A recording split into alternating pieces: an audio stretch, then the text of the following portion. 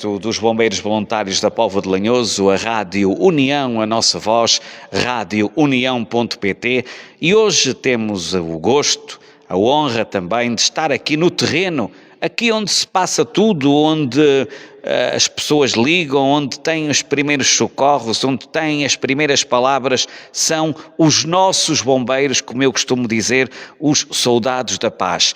Eu dizia ainda no sábado passado e também na entrevista que dei ao meu amigo António Silva, que os bombeiros portugueses têm sido fantásticos, como sempre, todos os anos, nestas lutas, nestas épocas de incêndios e não só.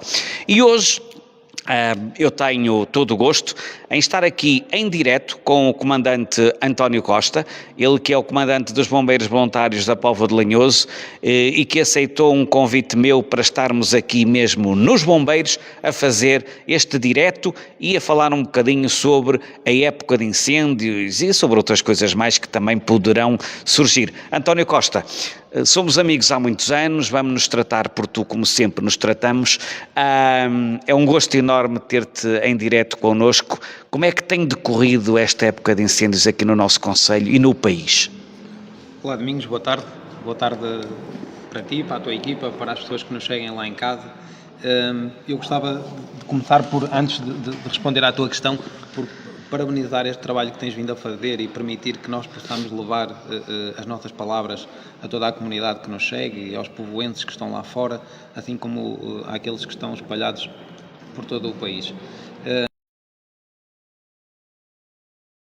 É uma honra receber-te na nossa casa. É todos nós. Exatamente, é de todos nós. Por isso estaremos sempre de portas abertas para te receber a ti e àqueles que queiram, que procurem os nossos serviços e as nossas opiniões. Relativamente à questão, como é que isto... Como é que tem surgido, como é que tem-se acompanhado esta época? Tu és um homem que acompanhas, és um homem de terreno. Conheço-te há muitos anos, sei a tua luta pelos bombeiros, por isso eu gosto sempre de ouvir a tua opinião. Nós começámos a ouvir-te há um ano, a 20 e poucos de setembro, numa emissão especial que fizemos na rádio, onde tivemos também o Presidente Zé Batista e o Presidente da Câmara, Frederico Castro. E é importante que os povoenses também te ouçam. Bem, Domingos, relativamente à situação e àquilo que está a acontecer no nosso país, que, se usarmos aqui uma expressão mais popular, nós achamos que o jogo só está a meio, nós estamos no intervalo. Felizmente, e até ao dia de hoje, na Póvoa de Lanhoso, as ocorrências têm sido pontuais, temos tido pequenos focos de incêndio, temos tido capacidade para debelar esses incêndios logo numa fase inicial. O ataque inicial tem sido trabalhado de uma forma muito bem conjugada ao nível de todos os agentes da Proteção Civil.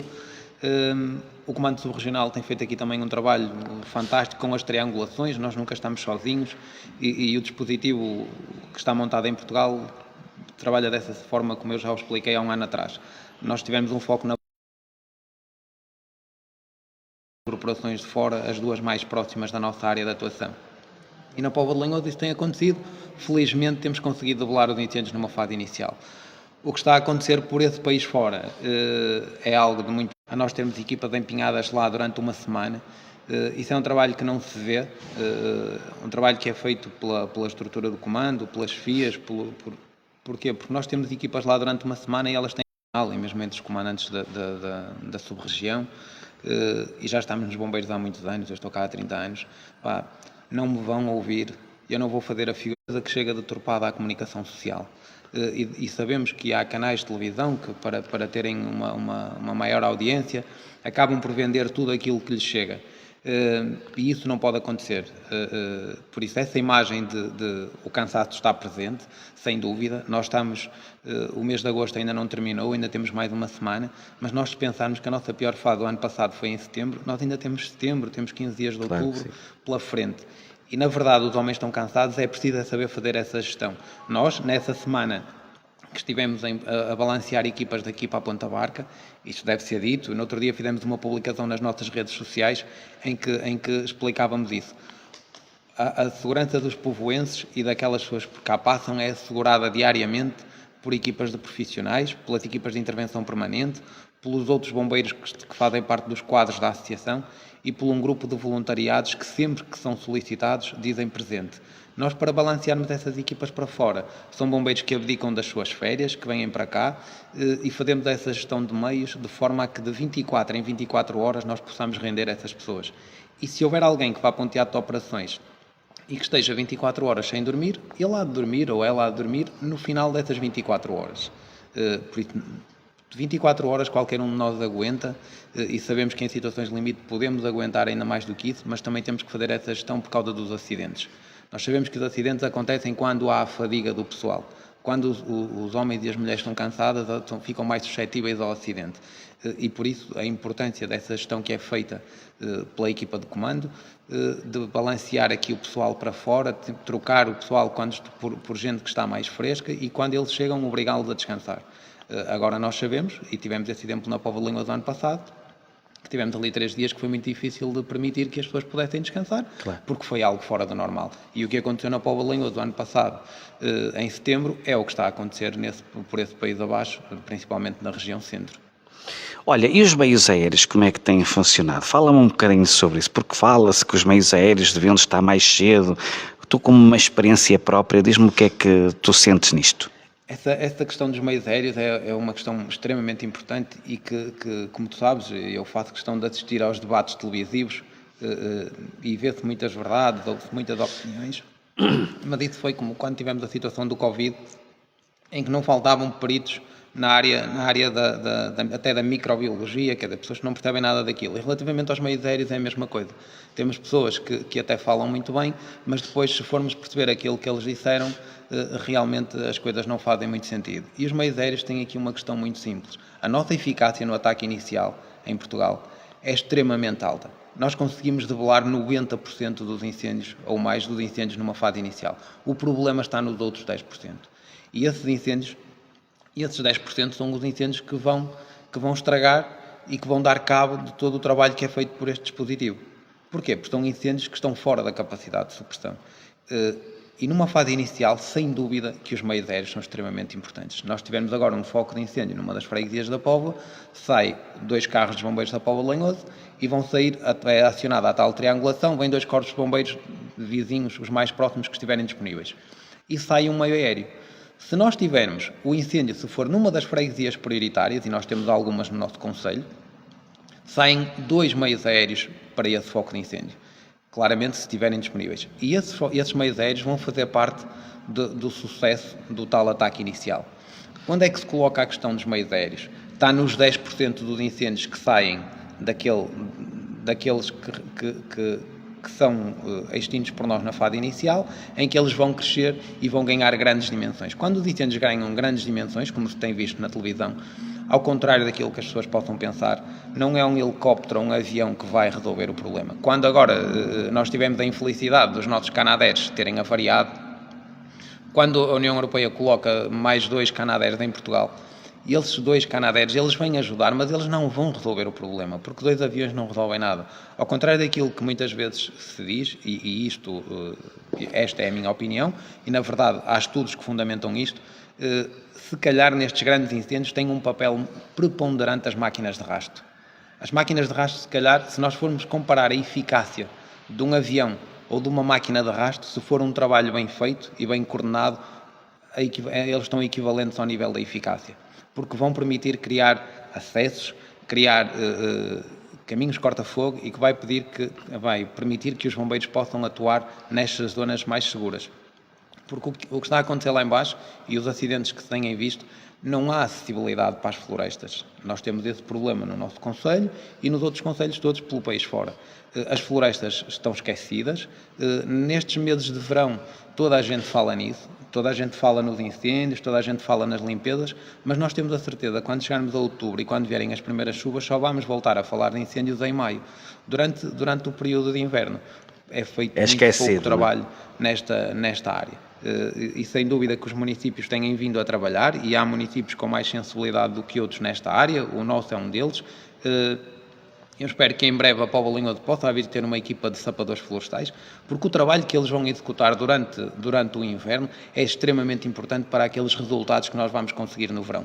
Eles vão trabalhar no inverno para, se calhar, os resultados vão ser vistos e o trabalho deles vai ser mais valorizado no verão. Porque não é por termos uma equipa dos Serviços Municipais de Proteção Civil com um kit com 400 litros de água, não é esse carro que vai fazer a diferença quando nós tivermos muitos incêndios. Se calhar o que vai fazer a diferença é o trabalho que eles fizeram durante o inverno, na limpeza de caminhos, na criação de acessos, para que no verão nós possamos trabalhar com outra qualidade e ter resultados mais eficazes. Diz-me só, e também vamos colocar-te mais uma ou duas questões, diz-me só, já não estamos em alerta, certo? Mas ainda estamos com alguma preocupação máxima. Fala-me um bocadinho sobre isso, faz favor. Aqui o que nós podemos dizer, nós estamos neste momento no estado de prontidão nível 4, que é o nível máximo, ou seja, em que todas as forças estão disponíveis para atuar, seja ao nível dos bombeiros, da PSP, da GNR, do Exército, todos os serviços que estão ao serviço do dispositivo, digamos. O que terminou foi a declaração da situação de alerta. A declaração da situação de alerta é que foi aquela declaração que foi emitida pelo Conselho de Ministros, em que tínhamos a dispensa dos funcionários públicos e que tínhamos a dispensa dos funcionários das entidades privadas. E eu aproveito também o direito e o que estamos aqui a fazer para agradecer ao município, porque disponibilizou desde a primeira hora, ainda antes de ter sido emitida a declaração de alerta, disponibilizaram os funcionários do município, e nós temos 4 ou 5 funcionários do município, e algumas empresas privadas que também manifestaram a disponibilidade se houvesse a necessidade de nós empenharmos os seus funcionários nos teatros de operações. Essa declaração terminou. Agora o que nós estamos é num estado de prontidão nível 4, que é o máximo que se prevê que amanhã possa descer para o nível 3, e aqui este estado de prontidão, mais do que ter os meios disponíveis, também é impedir que se possam fazer determinadas coisas. E algo que é muito falado e que é muito discutido e que às vezes as pessoas não percebem, tem, por exemplo, a ver com o lançamento do fogo de artifício. Não pode ser feito. Nós temos pessoas que nos ligam para cá a pedir para nós mandarmos uma equipa para fazer a prevenção no lançamento do fogo. Nós não o fazemos, até porque é proibido por lei. E então isto não pode ser feito. É preciso também deixar este esclarecimento. Muitas das vezes não é má vontade, é mesmo por... é uma situação que não cabe na lei neste momento, ou melhor, que a lei impede que se faça, devido ao estado que estamos, ao tipo de estado de alerta em que está presente neste momento. António Costa, comandante dos Bombeiros da Póvoa de Lanhoso, vamos terminar este direto com uma mensagem do comandante dos Bombeiros Voluntários da Póvoa de Lanhoso para a população da Póvoa. E aquilo que quiseres dizer, estás perfeitamente à vontade. Domingos, eu gostava só, antes de terminar, gostava só de dizer aqui uma ou duas coisas. Podes dizer tudo o que quiseres. Agradecer a estes homens e a estas mulheres que estão cá diariamente, sejam profissionais ou sejam voluntários, e nós falamos nos profissionais porque nós temos 3 equipas de intervenção e eles fazem, quando são de serviço, nas horas de trabalho deles, são profissionais, mas depois são voluntários como todos os outros. E dizer que nós, hoje, estamos no dia 23 de agosto, e nós já estivemos a apoiar o distrito de Viana durante uma semana, estivemos a apoiar o distrito de Vila Real, nós estivemos em Bragança, nós já estivemos em Viseu, okay? Já não falo no distrito de Braga, porque aqui nós saímos diariamente para triangulações para Faf, para Guimarães, para as Taipas, para Vieira, e é importante que as pessoas percebam isso. Muitas das vezes não se vê, as pessoas dizem, aqui na Póvoa está sossegado, não há incêndios. Nós temos tido equipas diariamente fora da nossa área de atuação. E o que me orgulha dizer isto é que nós fazemos um bom serviço e depois temos uma coisa muito importante. Tu pediste para fazer esta entrevista aqui e eu penso que a imagem estará como imagem de fundo. Eu acho que outra das coisas que nos dá também aqui um conforto especial é termos uma frota completamente renovada. É nós olharmos para os nossos veículos e percebermos que os bombeiros têm melhores condições para se deslocar daqui para Viseu. Temos feito viagens muito longas, só as viagens, quando o pessoal lá chega, o pessoal já está cansado, já está fatigado, mas na verdade hoje em dia temos veículos que nos permitem fazer estas viagens com melhor conforto e chegarmos lá com outra capacidade. Depois dizer-te que, ao nível das equipas de trabalho, nós temos estado fora, quando dizemos que vamos fora, não vamos só com equipas de combate. Nós temos tido elementos a comandar, aconteceu comigo, eu estive a comandar um incêndio de Sinfãs, estava no posto de comando, o Nuno, o segundo comandante, também já esteve em funções de elemento de posto de comando. O nosso adjunto de comando, o Vítor Coelho, é chamado muitas vezes como equipa as equipas ERAs, que são equipas de reconhecimento e avaliação de situação, ou seja, desculpem a expressão, e eles são lançados à frente, e eles vão fazer reconhecimentos sozinhos, e eles vão dizer onde é que são os melhores sítios para posicionar os grupos, e depois chegam grupos a seguir com 30, 40, 50 bombeiros e com várias viaturas para tentar fazer o ataque ao incêndio. E é importante que as pessoas da Póvoa percebam que isto não se vê, é um trabalho que é feito durante o inverno, são dezenas ou centenas de horas de formação que nós fazemos durante o ano, para que no verão possamos desempenhar estas funções como deve ser. O nosso adjunto de comando, o João Cruz, esteve em Viseu a comandar um grupo de evacuação sanitária. E eles foram projetados para uma aldeia, para evacuar uma aldeia, e obviamente aconteceu aquilo que nós sabíamos que podia acontecer. Eles chegaram lá, chegaram a tempo, só que já não conseguiram sair. Então tiveram que ficaram cercados, a aldeia ficou cercada, e eles só tiveram que gerir a situação daquelas pessoas mais velhas e das crianças, colocaram-nos numa escola, numa igreja, já não tenho a certeza, e esperaram lá 2 horas que o incêndio passasse, para que depois as pessoas pudessem voltar em segurança às suas casas. Já não se fez evacuação, fez-se confinamento, e o Cruz foi daqui para Viseu, para um terreno que ele não conhece, para uma área que ele não conhece, e seguimos as aplicações que nós temos, que hoje em dia são uma mais-valia, Claro. E nos permitem fazer esse trabalho de uma forma segura, de uma forma eficaz.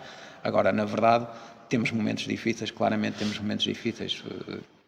Infelizmente chegou um vídeo às redes sociais, e inclusive é um canal televisivo, um vídeo de uma equipa nossa que ficou cercada em Celurico de Basto.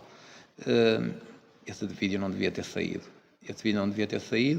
Nós sabemos que hoje em dia é muito fácil, partilha-se um vídeo numa rede do WhatsApp e pronto, está perdido o controle. Está perdido o controle do vídeo, que é outra questão. As redes sociais são uma mais-valia, então nestas situações de catástrofe e de emergência são muito importantes para levarmos a informação à sociedade civil, mas muitas das vezes também podem ser utilizadas e ter um efeito contrário.